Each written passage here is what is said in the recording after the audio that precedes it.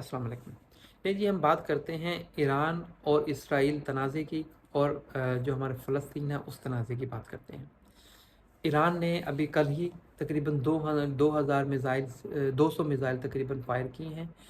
Israel के ऊपर, जिनमें से ईरान के मुताबिक उन्होंने तकरीबन 50% जो अहदाफ़ हासिल कर लिए हैं, जबकि इसराइल के मुताबिक जो है अहदाफ़ ईरान के जो बताए जा रहे हैं वो गलत हैं। इसराइल को कोई इस किस्म का कोई नुकसान नहीं हुआ। चलें, ये इनकी वो अपनी जगह सही कह रहे हैं, ये अपनी जगह सही कह रहे होंगे, हम इस बहस में नहीं जा रहे। लेकिन दूसरी तरफ अगर हम देखते हैं कि इसराइल के अंदर जो ईरान कह रहा है वो किस हद तक सही कह रहा है, वो कैसे? क्योंकि इसराइल ने अपने मुल्क में इमरजेंसी नाफिज की है, उन्होंने लोगों के ऊपर लोगों को मना किया कि कहीं पर इकट्ठे ना हो, ठीक है। इसी तरह उन्होंने स्कूल कॉलेजेस वगैरह को बंद कर दिया है, और हंगामी मीटिंगें चल रही हैं, वहाँ पर इमरजेंसी नाफिज हो गई है, जो ये शो कर रहा है कि जो ईरान ने कहा है उनकी बात शायद किसी हद तक दुरुस्त है।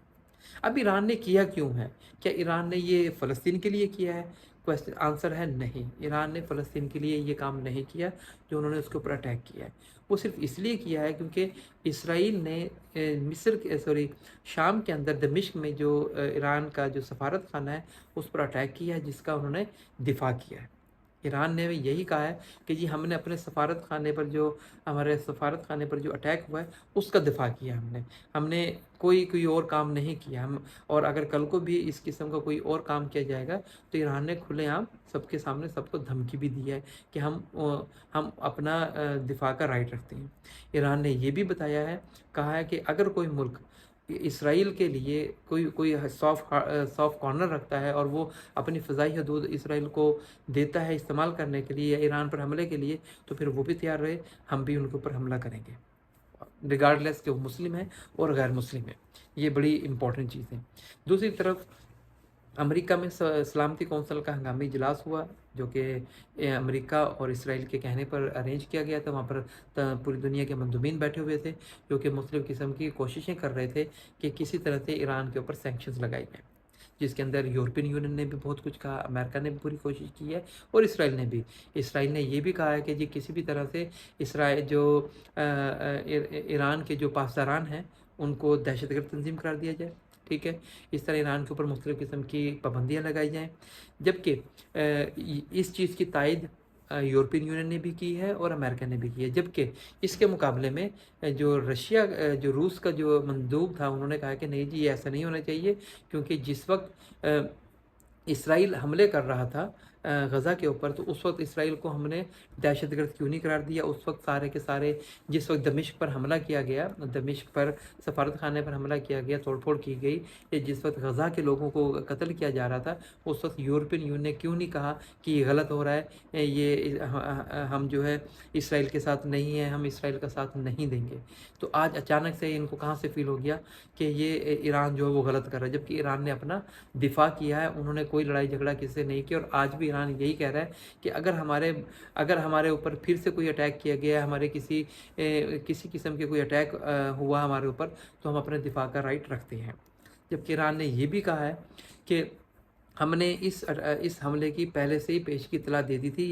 अमेरिका को, जिसकी बिना पर उन्होंने 2 दिन पहले से ही शोर मचाना शुरू कर दिया था कि नेक्स्ट 48 आवर के अंदर ईरान जो है इसराइल पर हमला कर सकता है, जो कि सही भी हुआ। जबकि यूएस अब इस बात को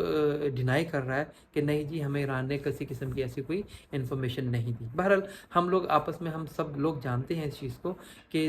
यूएस ने तकरीबन 48 घंटे पहले ही अनाउंस कर दिया था कि ईरान किसी भी टाइम पर इसराइल पर हमला कर सकता है, जिसके लिए इसराइल भी ऑलरेडी रेडी बैठा हुआ था, उनके पास भी सिक्योरिटी इन्फॉर्मेशन थी।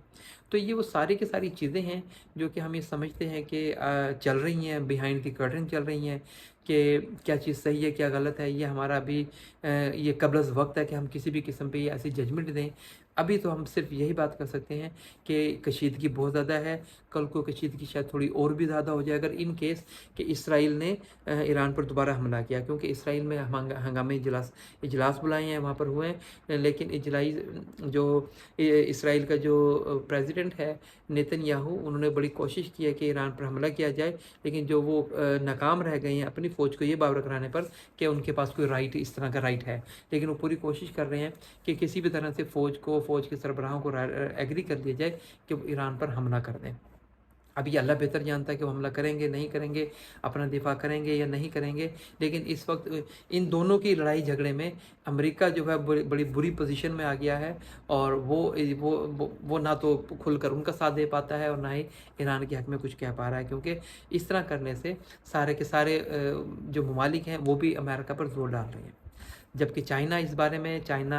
اور گلف ممالک ہیں وہ بھی یہی کہہ رہے ہیں کہ معاملے کو بڑی تحمل مزاجی کے ساتھ دیکھنا چاہیے، اور تحمل مزاجی کے ساتھ اس کا حل کی طرف جانا چاہیے، بجائے اس کے کہ ہم مزید